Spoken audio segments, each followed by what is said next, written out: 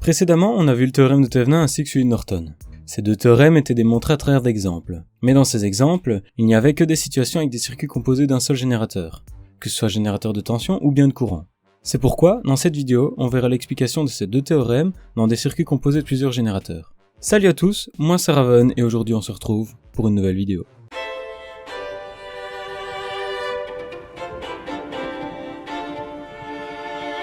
Comme je vous le disais un peu plus tôt, dans cette vidéo, on va voir l'application du théorème de Thevenin avec celui de Norton dans des circuits composés de plusieurs générateurs. C'est pourquoi, avant de continuer, il faut absolument que vous ayez vu les vidéos précédentes afin de mieux comprendre les prochains exercices. On a un circuit composé de 3 générateurs. U1 qui fait 10 volts, I2 qui fournit 0,1 A et U3 qui fait 7 volts. On a aussi 4 résistances, R1, R2, R3 et RL, de respectivement 60 ohms, 100 ohms, 40 ohms et 30 ohms. On cherche le générateur de Thevenin aux bornes de RL, son équivalent Norton et l'intensité à travers RL. Pour commencer, étant donné que le circuit est en parallèle et pour mieux se le représenter, on va transformer le schéma. En effet, on peut observer que RL est la charge et donc qu'elle peut être déplacée et retirée grâce au circuit en parallèle. Ceci étant fait, on pourrait commencer à gauche du circuit et se déplacer vers la droite de maille en maille afin de calculer le théorème de Thevenin et Norton. Mais ici, on constate que les générateurs vont dans le même sens et sont en parallèle. On va donc utiliser la dualité Thevenin-Norton et transformer les générateurs de tension en générateurs d'intensité. Avec le générateur U1, on aura I1 est égal à U1 divisé par R1, I1 est égal à 10 divisé par 60, I1 est égal à 0,167 A. Et avec le générateur U3, on aura I3 est égal à U3 divisé par R3, I3 est égal à 7 divisé par 40, I3 est égal à 0,175 A. On se retrouve donc avec 3 générateurs d'intensité en parallèle ainsi que 3 résistances en parallèle. Il ne nous reste plus qu'à calculer le théorème de Norton, puis celui de Thevenin. Pour trouver le générateur de Norton, on additionne les 3 générateurs, ce qui nous donne IN est égal à I1 plus I2 plus I3, IN est égal à 0,167 plus 0,1 plus 0,175, IN est égal à 0,442 A. Pour trouver la résistance de Norton, on utilise la formule de la résistance équivalente en parallèle. Rn est égal à 1 divisé par 1 sur R1 plus 1 sur R2 plus 1 sur R3, Rn est égal à 1 divisé par 1 sur 60 plus 1 sur 100 plus 1 sur 40, Rn est égal à 600 divisé par 31, Rn est égal à 19,355 ohms. Notre circuit initial a pour équivalent Norton un générateur de Norton délivrant 0,442 A avec une résistance de Norton en parallèle ayant pour valeur 19,355 ohms. Maintenant, on peut aussi avoir l'équivalent Thevenin grâce à la dualité Norton-Thevenin. UTH est égal à IN fois Rn, UTH est égal à 0,442 fois 19,355, UTH est égal à 8,555 volts. On a donc notre circuit initial ayant pour équivalent Thevenin un générateur de Thevenin de 8,555 volts en série avec une résistance de Thevenin de 19,355 ohms. Pour trouver l'intensité circulant dans RL, il ne reste plus qu'à calculer. IL est égal à UTH divisé par RTH plus RL, IL est égal à 8,555 divisé par 19,355 plus 30, IL est égal à 8,555 divisé par 49,355, IN est égal à 0,173 A. On a un circuit composé de 2 générateurs de tension avec U1 qui fait 20 volts et U2 qui fait 70 volts. On a aussi 3 résistances, R1, R2 et RL de respectivement 2 ohms, 10 ohms et 5 ohms. On cherche l'intensité à travers RL. Lorsqu'on observe le schéma, on peut remarquer une première chose. Les générateurs sont en série et s'opposent. De plus, on ne peut pas directement les soustraire à cause de la résistance R2 qui, en parallèle, forme avec R1 un conducteur de tension. On va donc ajouter les bornes X et Y qui seront la tension borne de R2. De plus, on va retirer la charge. Ceci étant fait, on va chercher le générateur de Thevenin ainsi que sa résistance. Commençons par trouver sa résistance. Pour cela, on court-circuite les générateurs car ce sont des générateurs de tension. On se rend compte que R1 et R2 sont en parallèle. RTH est égal à R1 fois R2 divisé par R1 plus R2, RTH est égal à 2 fois 10 divisé par 2 plus 10, RTH est égal à 20 divisé par 12, RTH est égal à 1,667 ohms.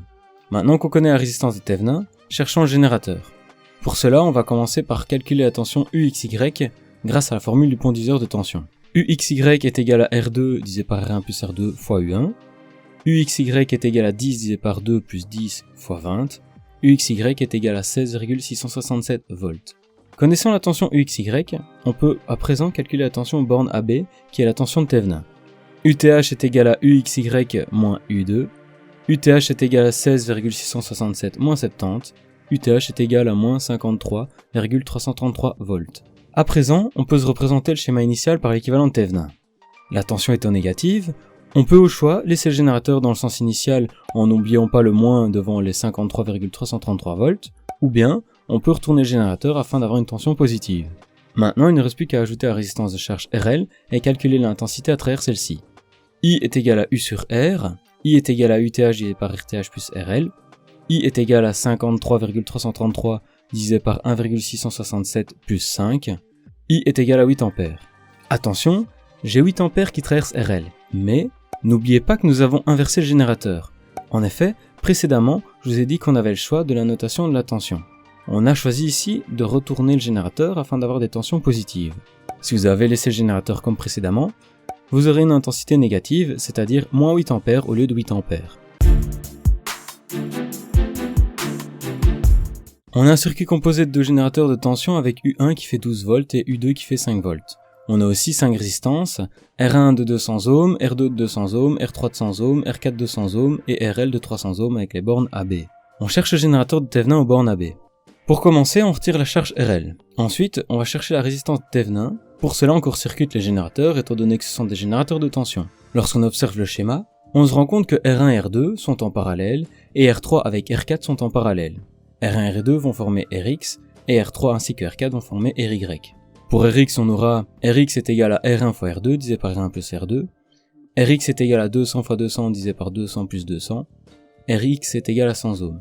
Et pour Ry, on aura Ry est égal à R3 fois R4 divisé par R3 plus R4, Ry est égal à 100 fois 100 divisé par 100 plus 100, Ry est égal à 50 ohms. Ce qui nous donne le schéma suivant. Ces deux résistances étant en série, on peut les additionner afin de trouver RTH. RTH est égal à Rx plus Y, RTH est égal à 100 plus 50, RTH est égal à 150 ohms. Maintenant qu'on connaît RTH, il ne reste plus qu'à trouver UTH. Pour ce faire, étant donné qu'il y a deux générateurs, il y aura sûrement une histoire d'addition ou de soustraction de tension. Pour cela, on regarde si ceux-ci s'additionnent ou bien s'opposent. En observant le schéma, on constate que ceux-ci s'opposent. On va devoir soustraire l'un par rapport à l'autre. Mais souvenez-vous, on ne peut pas le faire directement car les deux générateurs de tension possèdent chacun un pont diviseur. Il va falloir calculer la tension aux bornes de R2 et aux bornes de R4, et puis seulement les soustraire. Pour cela, on va ajouter les bornes W et X à R2 ainsi que les bornes Y et Z à R4. Pour la tension aux bornes de R2, UWX est égal à U1 fois R2 divisé par R1 plus R2, UWX est égal à 12 fois 200 divisé par 200 plus 200, UWX est égal à 6 volts. Et pour la tension aux bornes de R4, UYZ est égal à U2 fois R4 divisé par R3 plus R4, UYZ est égal à 5 fois 100 divisé par 100 plus 100, UYZ est égal à 2,5 volts. Connaissant cela, on peut dire que UTH est égal à UWX moins UYZ. UTH est égal à 6 moins 2,5, UTH est égal à 3,5 volts. On peut donc se représenter le schéma suivant par l'équivalent de Thevenin. Maintenant, si vous calculez l'intensité à travers la charge, il ne reste plus qu'à l'ajouter et à calculer. Pour cela, vous additionnez RTH avec RL et vous utilisez la loi d'Ohm. IL est égal à UTH divisé par RTH plus RL. Ce qu'il faut retenir de ces exercices. Pour trouver le théorème de Thevenin, il faut trouver le générateur de Thevenin, qui est un générateur de tension, ainsi que sa résistance qui sera en série. Pour trouver le théorème de Norton, il faut trouver le générateur de Norton, qui est un générateur de courant, ainsi que sa résistance qui sera en parallèle.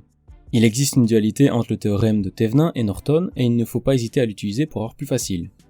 Lorsqu'on a des générateurs de courant en parallèle, on les additionne s'ils sont tournés dans le même sens, et bien entendu, on les soustrait s'ils sont opposés. Lorsqu'on a deux générateurs de tension en série, on les additionne s'ils sont dans le même sens, et on les soustrait s'ils sont opposés. Il ne faut pas oublier de prendre en compte le pondiseur de tension ainsi que les pondiseurs d'intensité. Il n'y a pas qu'une seule méthode pour résoudre un exercice. Ici, on utilise la méthode pas à pas, mais vous pouvez aussi utiliser le théorème de superposition.